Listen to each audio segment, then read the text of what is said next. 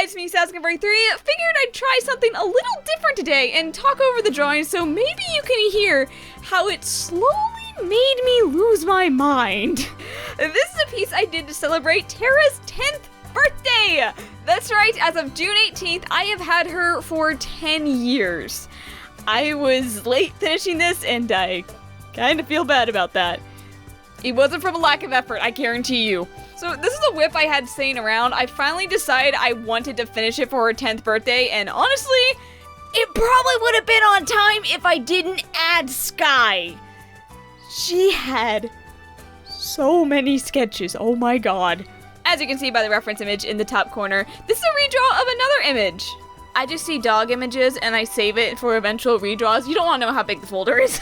But I sketched this out many years ago. It was old enough that it was a Fire Alpaca file that I had to convert, which, yeah, this is my first speed paint using Clip Studio Paint. Woohoo! If you didn't know, I switched. It's great. I did really like Fire Alpaca's watercolor brush, and I found something similar. It's not quite the same, but I'm getting used to it. I think I like it. That said, I have downloaded way too many custom brushes. They make it so easy. And it also has a feature to record your canvas as you're drawing. I know some other programs have that. This is the first one I've used. And so I thought I would test it out with this. And it massively raised my file size, but you'll find out why later. The one downside I'm just gonna rant a little bit about this. This comes up in the speed paint, and you will see my frustration. Clip Studio has a terrible paint bucket. I have watched tutorials, I have tweaked settings, I have gone through forums. Everyone says, oh, just do this, oh, just do that. Yeah, you have to tweak it, but any paint bucket you have to do. No, I've never had that before. I can't get it to function. I select fill up to vector path. It still leaves pixels, like along the side of the line. I expand the area. It still leaves a ring of pixels. It makes coloring a genuine nightmare. The only thing I found that somewhat remedies it is setting it to only reference the reference layer. I don't know why, but that helps. It doesn't fix it entirely, but it helps a lot. I can't explain it. All I can say is I guess Fire Alpaca is the rare software that has a functional bucket. Which, yeah, if you're wondering, that's one reason I draw with a green background. Because Army Green is easy on the eyes and also not something typically found in my palettes. It's a lot easier to spot gaps in the colors than if I use something like gray or blue. Yes, I am a light mode user that is talking about things being easy on the eyes. No, white text on a black background is not easy on the eyes. But ranting about the bucket aside, the real thing that sold me on switching to Clip Studio was vector layers. It is a game changer. As you can see, I line this thing with vector. It makes adding lines so much easier, so much more efficient, especially when you're lining a several-year-old sketch that you're not sure looks good anymore. That's why I'm flipping the canvas up and down and all around. It also doesn't help that I decided to try out a bit of a new style for this. Most of the time when I do paintings, they're lineless and I use clipping on each color to shade, but I decided to do the shading all on one layer and just clip the proper colors on, which is what I usually do for my non-paintings. And that's why you will see me shading with all black. It's just a base, I adjust the hues and clip the actual colors on, so it's not black in the final piece. But to try and speed things up, I figured I'd duplicate the shading layer because it does go beyond the line art, blur it some, and use that to shade the colored lines. It didn't quite turn out like I hoped. I think it'd work a lot better if the shading was a single solid color instead of multiple, but unfortunately the palette for this was far too diverse for that. Like, I could get away with shading white with a reddish brown or maybe even the skin tones, but not gray or even the black. Hence why I adjust each color manually. I might try this style again in the future though. I don't have any pieces in mind for it, but I think it has some potential. But what also didn't help the speed of getting this thing out is the fact that I had to draw people. Look, I don't draw humans, and I don't like drawing humans. The closest I get is Sonic characters, which means I also struggle with massive hand syndrome. Unfortunately for me, Ryder is kind of an important part of the image. You know, he's kind of the one that runs the Paw Patrol. Yes, if you didn't recognize it already, Tara is a Paw Patrol OC. I made her way back in 2015 when the show was... Wait, how old was the show? almost 2 years old. Wow. I'll be honest, I haven't watched the show in years. It really fell off, and I'm basically only still into it because of my characters. Which Tara was my first. She is a ground pup, which just means she works in caves or on anything underground. Her original title was a mining pup, hence the pickaxe, though I think it still fits her title. She's basically the local geologist, mineralogist, and just a general rock enthusiast, hence why for her cake, I eventually settled on a geode cake. If I had a nickel for every time I spent hours painting a bunch of tiny rocks, I'd have 2 nickels. Which isn't a lot, but I can't believe I did it twice. I was really hopeful I could just find a suitable brush and not have to draw everything manually. But no, I probably would have more of my sanity if I went with my original idea and just gave her a corn dog cake, which is her favorite food, but I couldn't figure out how to make it look right. That's why there's corn dogs off on the side, by the way, because she loves corn dogs. She loves food in general. Food and rocks. Rock cake! It was perfect! The problem was I had to figure out how to draw it! Funnily enough, when making her name was originally going to be Roxy. I mean, for like an hour. This is because I based her design off of my Webkinz St. Shaburney's mountain dog Roxy, who also wears a purple bandana, hence Tara's color being purple. I very quickly dropped the name though because it was too close to Rocky, which is kind of ironic considering who she ended up being shipped with. Anyways, I ended up using the name Roxy for her daughter, which I just think is cute. Like, now she's kind of named after her father. But if you're worried about her son, Brevin, he got the name because I was playing Freedom Plan at the time. That's really it.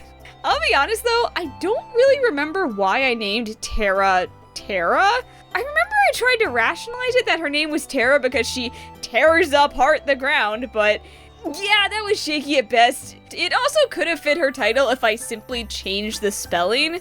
See, I've always spelled her name T-A-R-A, though for her job it probably would have been more fitting if it was spelled T-E-R-R-A, like terrain or terra firma. A couple years back, I really considered changing it, then I realized I could make it funny.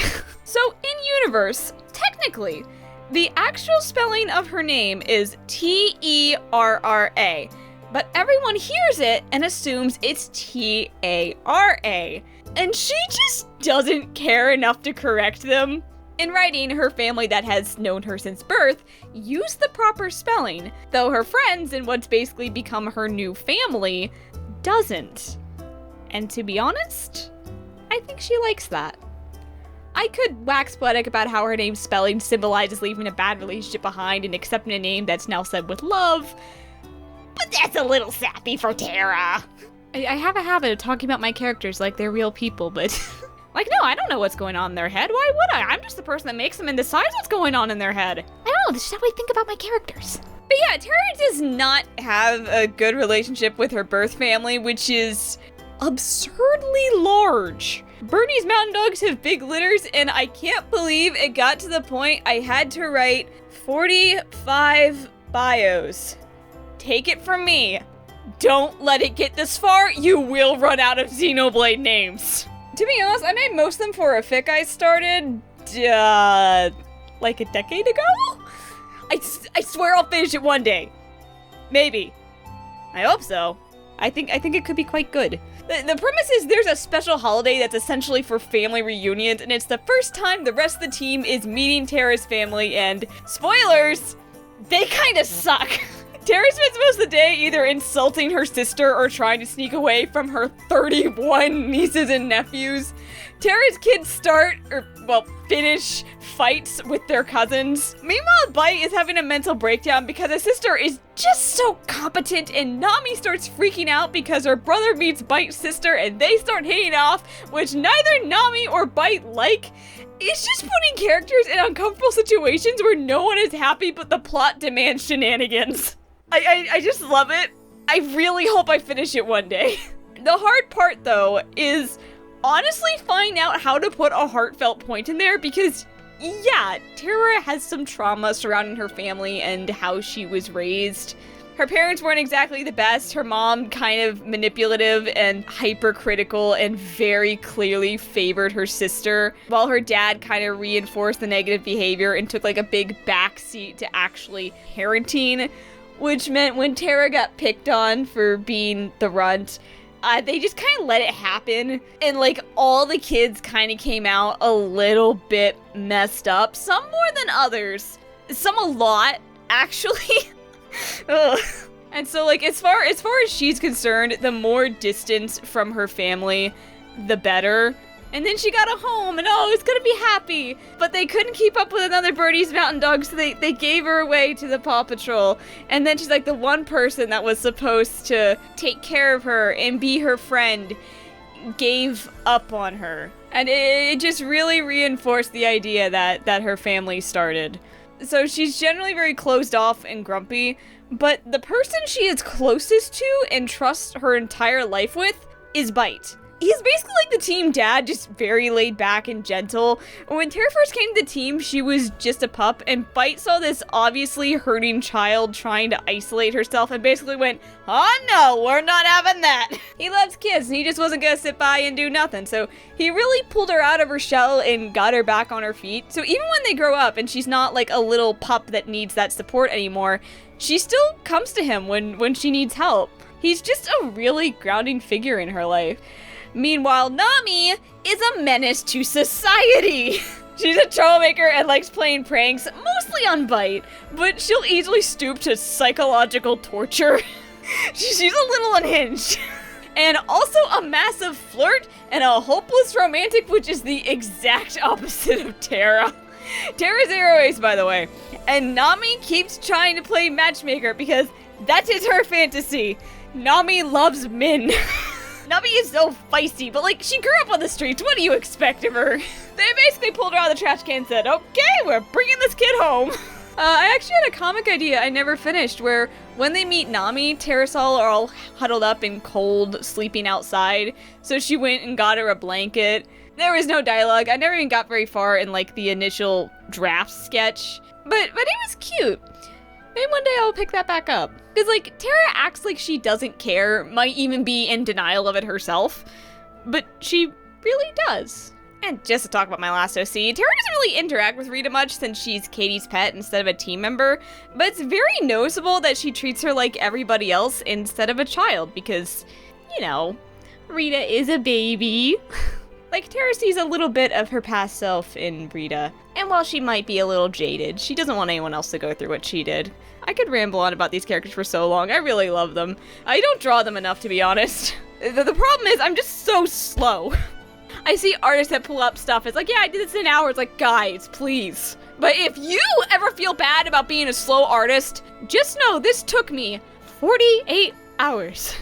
So that's why the recording made my project file so large. After I found that out, I suddenly stopped feeling bad about it being late. Like, that's not even counting the sketches. I genuinely don't know how this happened. No, wait, I do. I said I felt like painting.